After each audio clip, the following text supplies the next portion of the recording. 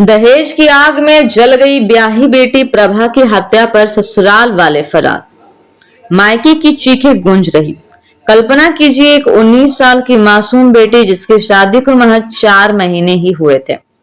प्रभा कुमारी चतरा के जबेर गांव की नवविवाहिता, जिसके सपनों में ससुराल की रंगीन दुनिया बसी थी, लेकिन दहेज की भूखी सास सुनीता देवी और ननद रवंती देवी ने उसे नर्क बना दिया। 2 लाख रुपए लाओ वरना घर में सांस ना लेने देंगे, ये धमकियां रोज सुनती रही प्रभा। मारपीट, अपमान, आंसुओं की बाढ़ की बात पति संतु भारती को बताया, लेकिन वो चुप रहा। आखिरकार शुक्रवार शाम फंदे पर लटका मिला उसका नन्हा शरीर, ये हत्या का खौफनाक चेहरा। ये बात जब मायके वाले को मिली, पूरे रक्षी गांव में सन्नाटा पसर गया। पिता नंद किशोर भुइयां की आहें, बहन ललिता देवी के आंसू, भाई ललन कुमार का गुस्सा, सब चीख रहे हैं, हमारी बहन को मारकर लटकाया। यह घटना के बाद ससुराल वाले फरार हो गए। सूचना मिलते ही इटखोरी थाने से पुलिस पहुंची और शव उतारा, पोस्टमार्टम के लिए सदर अस्पताल भेजा। थाना प्रभारी कहते हैं, जांच होगी, दोषी बचेंगे नहीं, लेकिन प्रभा की मां की गोद सूनी हो चुकी है। ये सिर्फ एक मौत नहीं, बेटियों पर दहेज के कलंक की चीख है। मेरा बहन फोन की मेरे पास की, दीदी हम घर आएंगे से, तो के लिए ठीक है, मेला देखने के लिए आओ से बुलाइए। आज टाइम लिए थी या शनिचर के आएंगे हम लोग से, तब वो बोले ठीक। उसका हस्बैंड बोला, उसका सास बोली कि बहन घर जा रही है से, उसका फिर गाली गलौज, उसका मतलब अपना बेटा पास की फोन और बोल दी कि अपना बहन के पास जा रही है से।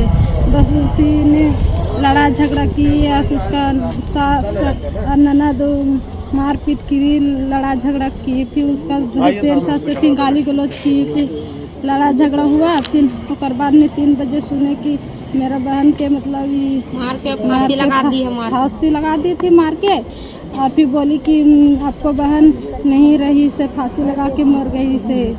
फिर बोली घर में से सब भाग गई थी, सब जितना उसका घर में परिवार थे सब भाग गया था घर में से। घर में एक को नहीं था घर में। दहेज के चक्कर में मार रही थी कि तिलक नहीं लेकर आई,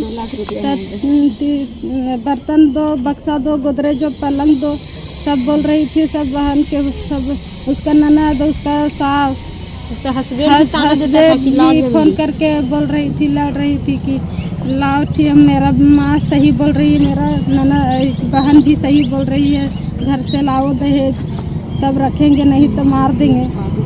तो फांसी आपने मार के लगा दी थी। सुबह में 7 बजे मारी थी उसे।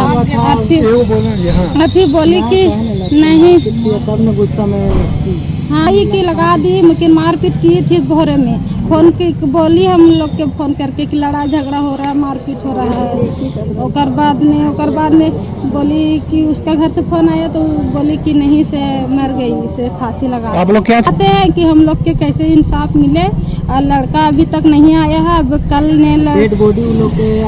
जो हम लोग पास आया कि तो अभी तक मतलब लड़का पास भी फोन गया कि 3 बजे से मतलब फोन गया, अभी तक गाड़ी नहीं बैठा है लड़का।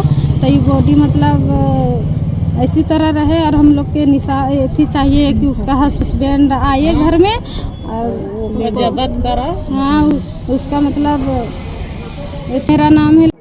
मेरा बहन के इटखोरी थाना पड़ता है और गांव जबेर पड़ता है। वहाँ उसके साथ 1 महीना से लगातार टॉर्चर हो रहा था, मारपीट दहेज के मामले में लेकर।